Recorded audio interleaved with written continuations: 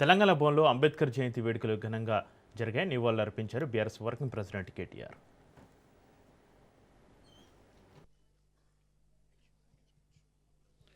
అందరికీ నమస్కారం.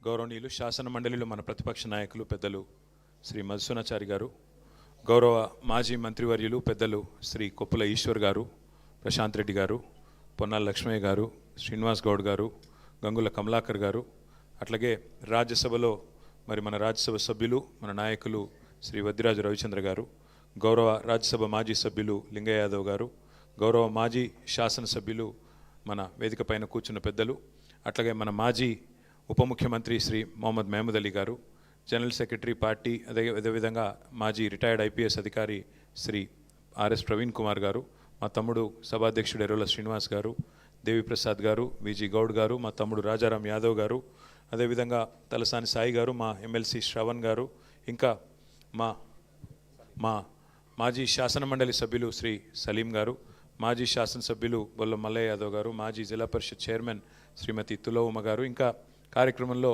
పాల్పంచుకుంటున్న గౌరవ సీనియర్ నాయకులందరికీ పేరు పేరున మాజీ కార్పొరేటర్లు ఉన్నారు, రాష్ట్ర నాయకులు ఉన్నారు, అట్లాగే జిల్లా స్థాయి నాయకులు ఉన్నారు. పేరు పేరున అందరికీ, పత్రికా మిత్రులకి పేరు పేరున అందరికీ 135వ డాక్టర్ బాబాసాహెబ్ అంబేద్కర్ జయంతి శుభాకాంక్షలు తెలియజేసుకుంటూ, పెద్దలు చాలా విషయాలు చెప్పారు. నేను క్లుప్తంగా 4 విషయాలు మాత్రమే ముందు చెప్పాలనుకున్నాను. ఒకటి, మహాకవి శ్రీశ్రీ అన్నట్టుగా పోరాడితే పోయేదేమీ లేదు బానిస సంఖ్యలు తప్ప అని చెప్పి మహాకవి శ్రీశ్రీ గారు ఒక సందర్భంలో అన్నమాట. ఇవాళ నిజంగా కూడా తెలంగాణలో అది నిజమైంది. 2023 డిసెంబర్ 7 నాడు అధికారంలోకి వచ్చిన కాంగ్రెస్ పార్టీ 2024 ఏప్రిల్ 14 నాడు బాబాసాహెబ్ అంబేద్కర్ గారిని బందీ చేసి పెట్టింది.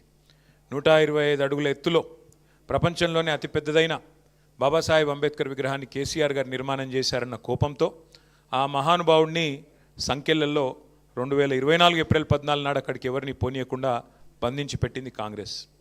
2025లో కూడా అదే అక్కస్తో ఇది కేసీఆర్ కట్టిన విగ్రహం, ఇది కేసీఆర్ ఆనవాళ్ళు అనే ఉద్దేశంతో బాబాసాహెబ్ లాంటి మహానుభావుడిని మళ్ళీ బంధించి మళ్ళీ అవమానించింది కాంగ్రెస్ ప్రభుత్వం, రేవంత్ రెడ్డి ప్రభుత్వం.